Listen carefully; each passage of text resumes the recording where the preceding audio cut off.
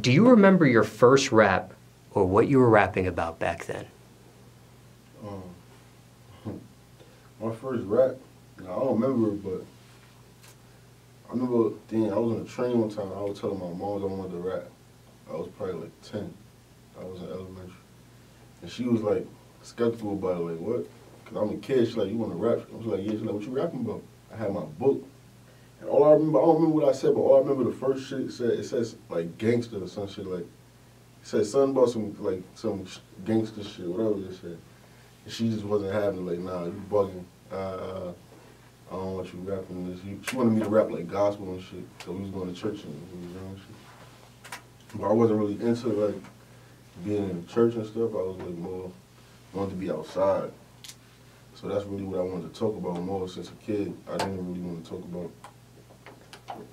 church and stuff like that. But that was my first rap. I don't remember what it was though. You don't? Nah, but I just know my mother didn't accept it. Now, when did you become a recording artist? I started recording at about 16. Yeah, I started recording at 16. But you got into it at about 10 years old?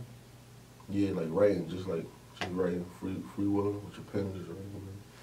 Well, yeah, I recorded at 16. Then I was battling a lot, so I wasn't really recording a lot after that, because I started battle rapping and shit. Who taught you? How did you learn how to rap? I don't know. I really don't know. Trial and error, experimenting? I just, like, I told you when I was elementary, I just wanted to put words together, like words that rhyme. I guess after just doing it, because I wasn't even like rapping to people, I just used to write and just read it to myself. Probably rap to co-people in class or whatever when I was like in 5th grade. But I just like putting words together. So as I got older, I kept doing it and it started getting more fun to me. So I just kept doing it. So you kind of kept it low at first. Yeah, and then maybe I didn't really know if it was good or whatever. So then you tested it out, did a couple dry runs, maybe with some friends. Yeah, I had the funny part is my first battle I had when I was my real first battle when I was like 11, 10. That young? I battled my man in the park. I don't remember, but like my first battle with like people that I don't know, like was like when I was like 16. But that was my first like battle. That battle at 10 or 11 years old, did you win that one? Lose, break even? I think I won. I battled JB. You know who that is? Yeah, he live out here now.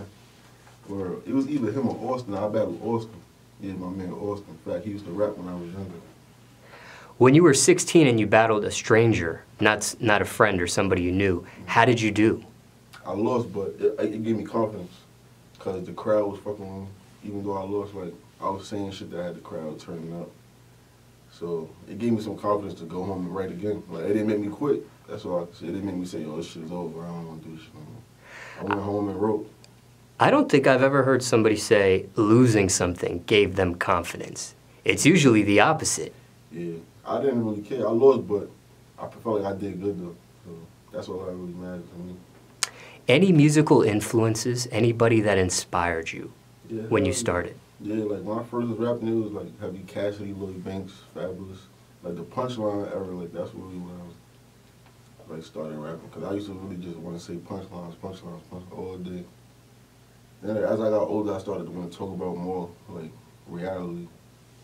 So I started cutting down on the punchlines. Just started talking about like more life. Did you get a chance to ever meet any of them? Yeah, I did songs with Fab now. I never met Cassidy. I didn't even meet Banks, but I spoke to Banks on FaceTime, on Instagram. Me and Cat, I never spoke to Cat, I never seen him now. Would you ever do a collab with them?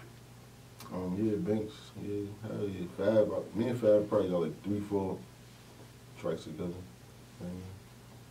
Since I came in, we probably got like 3 to 4 tracks together. But you would be open to doing something with Banks? Hell yeah. What would that sound like? What would a song with you and Lloyd Banks sound like? It'll be real lyrical, real like a lot of wordplay, a lot of like it's gonna be real headphones. It's gonna be like get your headphones and tune in. Like trade bars together, like go back and forth type of thing, maybe? If it happens, yeah, you never know.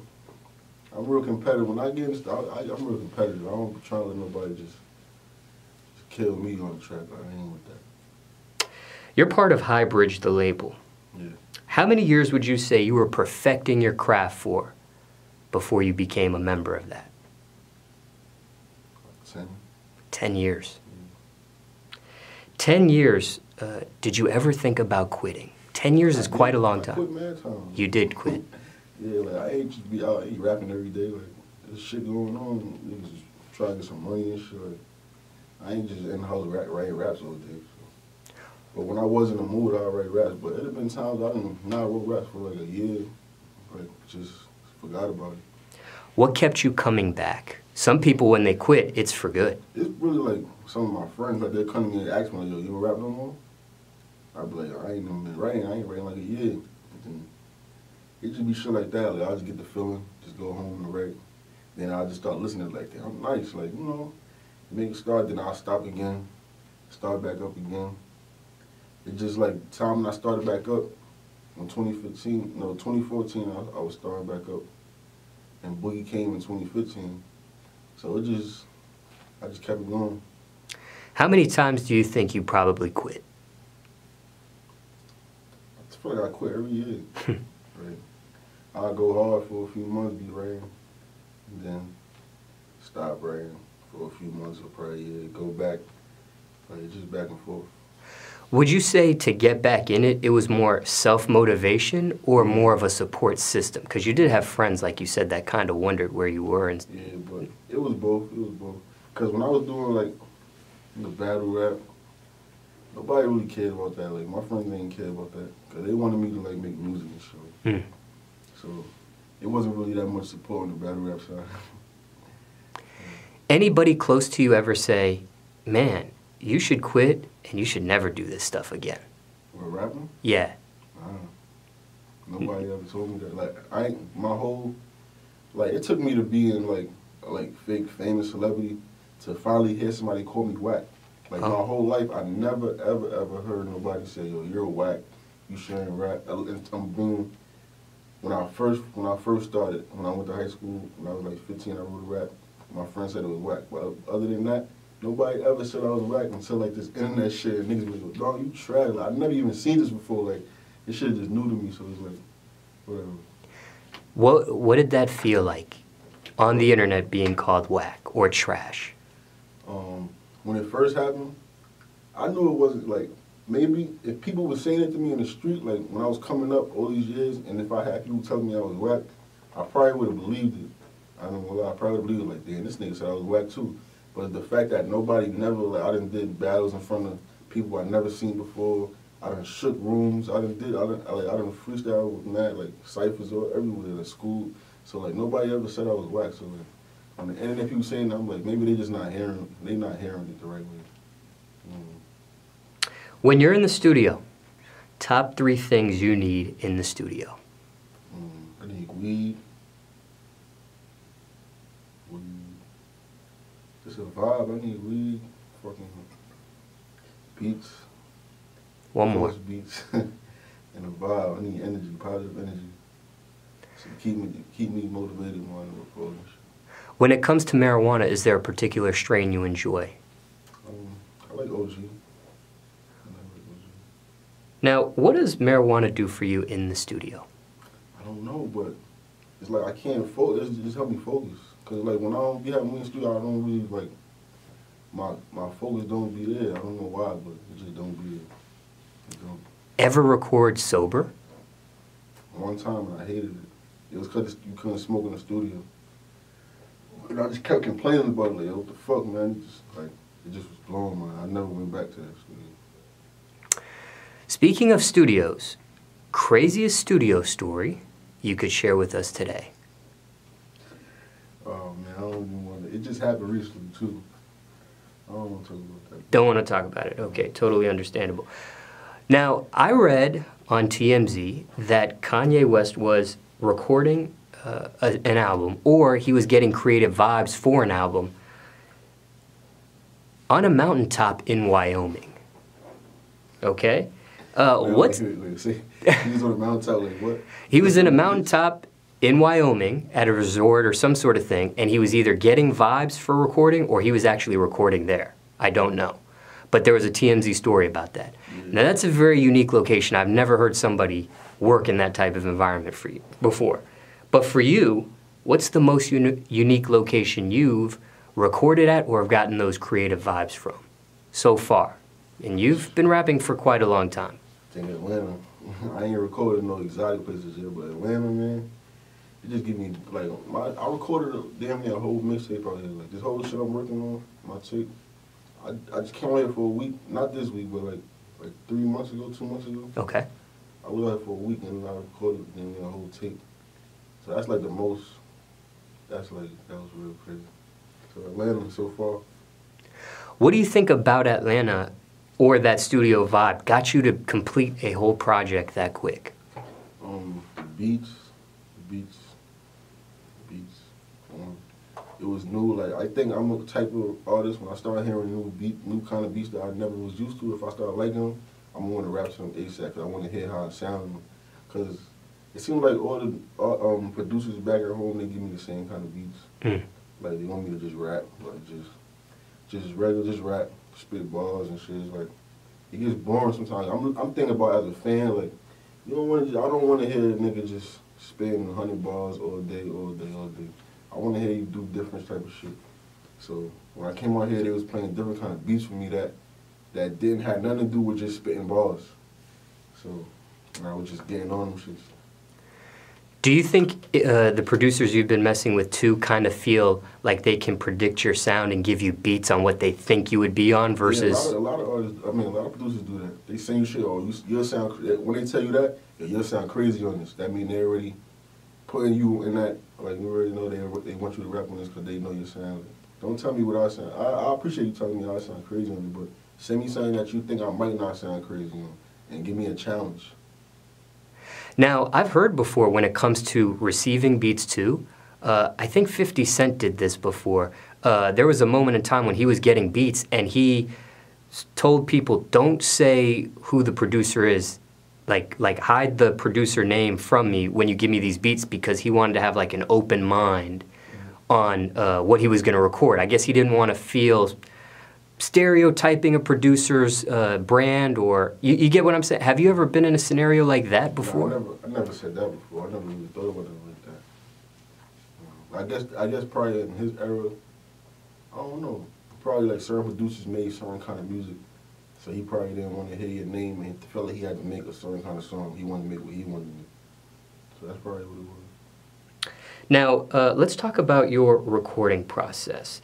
Are you the type that's writing, pen and pad, or on the phone, or are you more like the freestyle punching in type? I do both. Both. Do you do one more than the other? Lately, I've been doing the freestyle punching in. Were you? I'm a writer. Like, I come from writing, but like I kind of like the difference is when you catch a vibe in the studio, it's different. Like, I like to write when I'm home. When I'm in the studio, I don't like to write.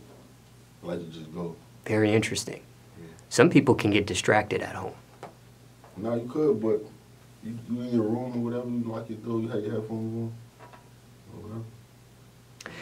With the freestyle punching in, because it sounds like you were a writer first, how did you become the freestyle punch in? Was it just experimenting, or was it a type of influence? It was experimenting. I think I see, what was the first time I did it? What was the first time I did it? I think I was with Lil Durk. This is recently though. This probably, I just started doing this stuff. I'm not even acting like I've been doing it for a year. This is like a 3-month thing I've been doing. Like, we did a track together and he was doing it. I never really seen nobody like do it like that. No, I'm like, Designer did it. When me and Designer did that track, he did it.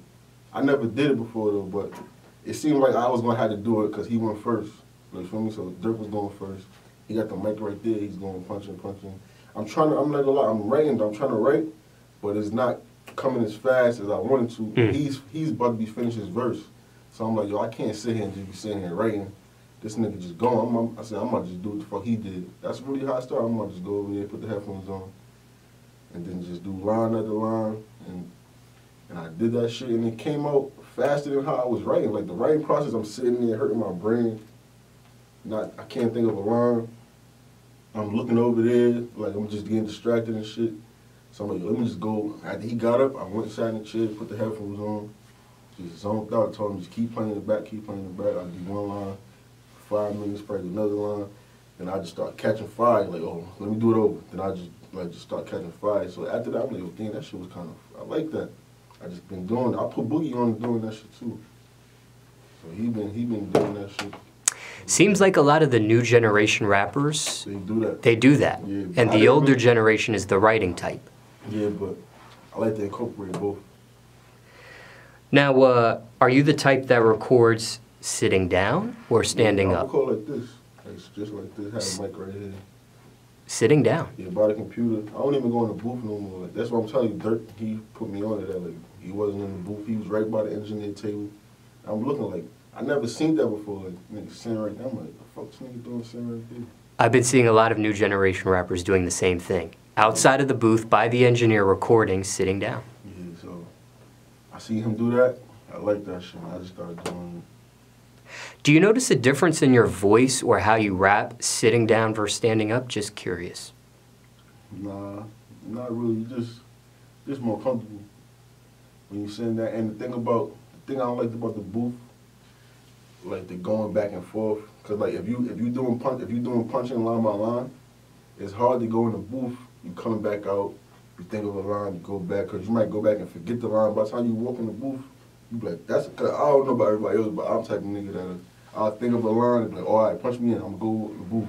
By the time I walk to the booth, put the headphones on, he played, I forgot it. Now I gotta come back out like, damn, give me 5, I gotta remember.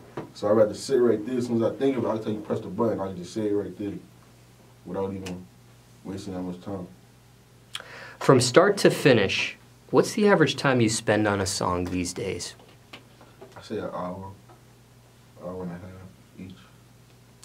What happens when you get writer's block? And when I say writer's block, because you do freestyle and punch in, it's the similar scenario, right? But writer's block, you get stuck on an idea, you get stuck in the middle of the song, can't finish it. Go to sleep, rest my brain. You go to sleep. I feel like, yeah, because when I'm doing that, I start getting a headache. I feel like I start like pressuring I start thinking, mashes going through my brain. I start getting a headache, and it's like, I gotta go lay down. What's the longest you worked on a song, stopped, and ended up finishing it at another point in time? Rap Memorial, I had Rap Memorial for months. That's my intro to Dawn Talk. I just had like 12 bars on that shit for like mad months. I forgot about it. My man hit me up because when he was there when I did it, when I did the 12 bars, he hit me up like 2-3 months later, like, yo, what happened to that shit you was doing? But I finished that. I'm like, which one? He had it already. I sent it to him when I made it. He sent it to me, like, yo, this right here, remember this? I'm like, yo, this is fire right here. So I just went back on it and finished that shit. Or I only had 12 bars on that shit when I started. And I think I switched it. I ain't even, the shit I had other shit on Rap Memorial. I had to take it off. Cause when I did Rap Memorial, I was writing a little bit, we was in the studio. It was like 6 in the morning I did that. I did like 12 bars. I caught writer's block.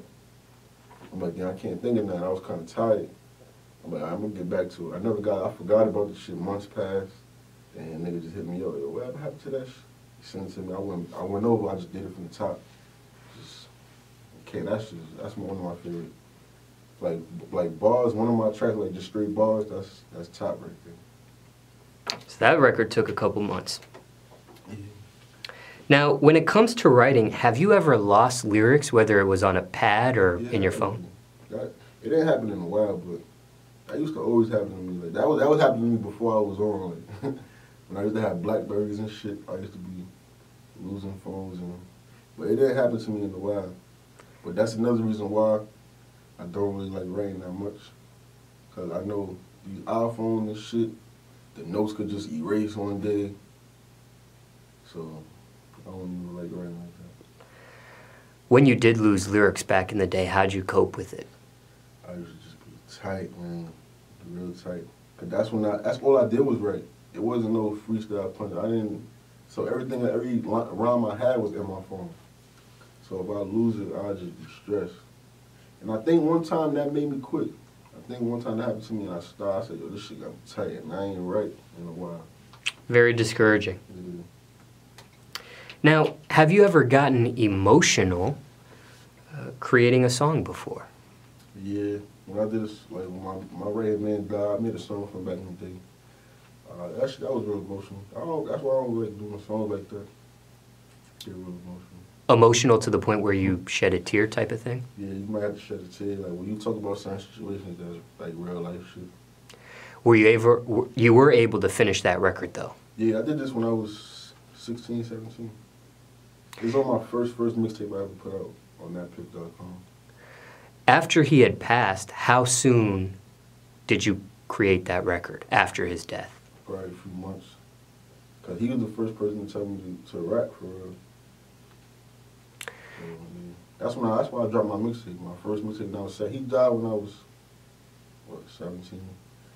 Then I dropped the tape at 17, 18. Like I probably just turned 18, still 17. And I dropped the shit.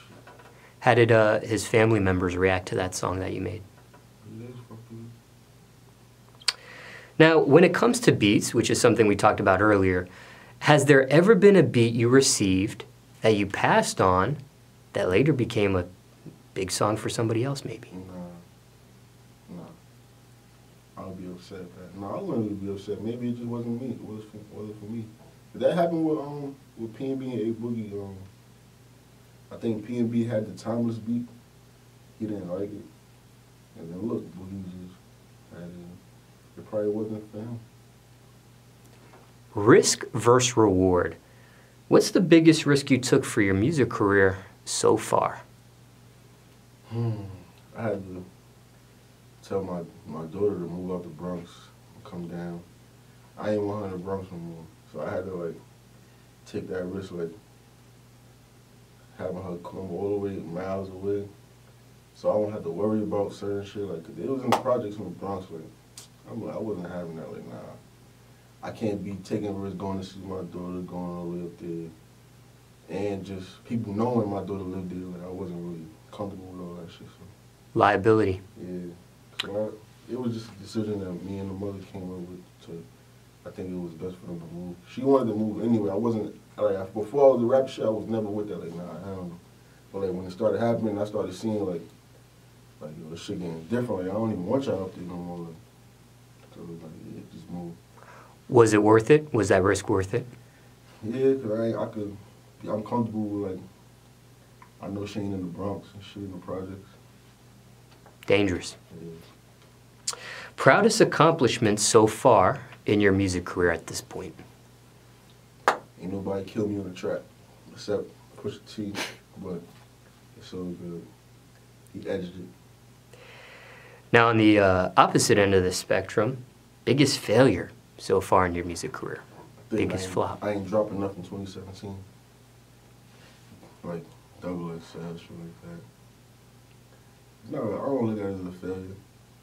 But it's like chances that went by that could have pushed you a little bit to put you on another level. Looking back, of course, hindsight 2020, why didn't you release as much or become more active? Because I dropped 2016 I dropped Down Season. 2017 I dropped Corner Stories. So I think I fucked up by, like, alright, me and Boogie is two totally different artists, right? He's like more pop singing type, I'm more rap, hardcore, whatever. So I feel like I probably tried to follow what he did, like just drop a tape and like try to tour it and shit like that. But like I'm forgetting, like I'm a rapper. As a rapper, any rapper that ever got live, you gotta flood. You gotta drop, constant drop. Singers and shit like that, they never, what singer you know flooded the fucking, like, drop a bunch of mixtapes and shit like that? He don't gotta do that, he's a fucking singer. Like, you feel me? We in two totally different lanes, so I had to do shit that he didn't have to do, but I didn't do it because I wasn't thinking the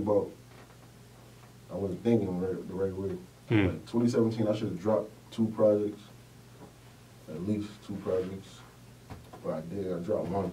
So it kind of like, I had the spark, the Corner Stories came out, everybody going crazy, then I ain't dropped 9 for the rest of the year. I dropped Reloaded, but it wasn't really 9, they were just four songs. It wasn't enough. I feel like I should have dropped a whole new project. And it would have, that's why this year, it's gonna go down. So you're gonna make up for that lost time. Yeah, I feel like if it wasn't for all this like iTunes shit clearing, I'd have been 2 tapes in already 2018. So I already dropped Dawn Talk. So I'm about to I'm working on another one. And then hopefully I can do another one before the year's over. Now, okay, when we were talking about risk and reward, you had talked about moving your daughter at one point, which sparks this question, and you're getting more and more successful. Do you wish you could live a normal life? Yeah, sometimes. But I just think about my normal life versus this life, and just think about who's better. So, but some shit I want to do certain shit like cook. I'm not a Hollywood nigga. When we first got signed, shit, I was still doing regular shit. I was going shopping by myself. I'm going here by myself.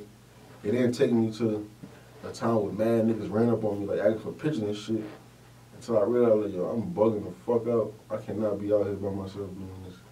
Cause like we street guys, so we got problems with guys also. Like it's just a lot of shit that be going on that I'm not supposed to be running around by myself. So I just had to smarten up. That's all. Now I want to do a lot of normal shit. Whatever. Now, what's the biggest misconception of you? What's one thing people think about Don Q, but it's not true? They probably think we boring because we don't show our life a lot. But we really actually live. Like we live niggas. We just don't show it. I ain't really been on some have a camera nigga with me 24/7 showing everything I'm doing. But like shit like that is very important to you. It's not important to me. I'm not gonna lie. It was never important to me. But you gotta think about it as a fan, a nigga that really fuck with you. Like he wants to see what you doing. Like when you go shopping, he wants to see what you looking at. He just want to see shit. So it's like I gotta think about shit like that. There's people that want to see it, even though I don't give a fuck about showing it. People want to see it. So like you gotta show it. Craziest rumor you heard about yourself? Yeah, I think I heard one. I'm not sure. Just one? I've been hearing shit, but it was like a year ago. Somebody said I bought a bitch a chain. Crazy shit. If anybody knows me, I'm one of the cheapest niggas ever. Like, so me buying a bitch a chain is like people that know me, they gonna look like, what? You did what? People that know me probably be like, oh, he's a rapper, he probably frying, but nigga, what? I wish I would buy a bitch a chain. So that's fake. Yeah. Like, but if there's a rumor that says you're cheap, that would be true. 100%. Now, what question do you hate to answer? Is there something people ask of you? How I met A Boogie. I don't hate to answer. It's just that I've been hearing that shit for 2 years. It's like, all right. I'm tired of that one. You done see me answer that question somewhere else. Like, don't ask me. Do you care what people think of you? No. Are you honest when you say that? Yes. Was there a point in your life where you did care? Were you always like this, or maybe you did care in the beginning and there was a turning point? I could probably say like where we from, like we care about getting fly and like having money and shit. So like I care about like coming outside looking any kind of way. Like yeah, I care about somebody gonna be like, that nigga dirty looking nigga. Like, that's shit I care about. Like, that's just how we was raised. Like you come outside looking crazy, niggas gonna snap on you all day. So like, you gotta make sure you looking good. Now, what about music-wise? Do you care what people think music-wise? So, yeah, sometimes I don't, but some shit I be hearing, they be like, what are you talking about? Like, when I dropped Dawn Talk, I see they did the review. It was a review they did, and they said, I'm a rapper that just put words together. Don't talk about nothing. They said I dropped corner stories. There was no stories in it, nothing about the corner. I'm like, they said he dropped a mixtape called Corner Stories, but it lacked corner and stories. I'm like, how the first line The first line of the tape is stories on the corner while I roll my marijuana. That's the first line of the tape. How am I lacking corner? How am I lacking? It's just like, what are you listening to? Like, I'm telling you, man, like, come on, nigga. Like, corner stories, I'm talking about wild shit in corner stories. Like, it's just like, I don't know what people be listening to. Like, how you gonna say I'm lacking stories? It's like, man, what did I say? I was talking about niggas in jail, like, mad shit. Like, how am I lacking stories? Like, well, it's just a lot of shit I said that I just like people just listening, they not hearing me. I don't know what you're hearing.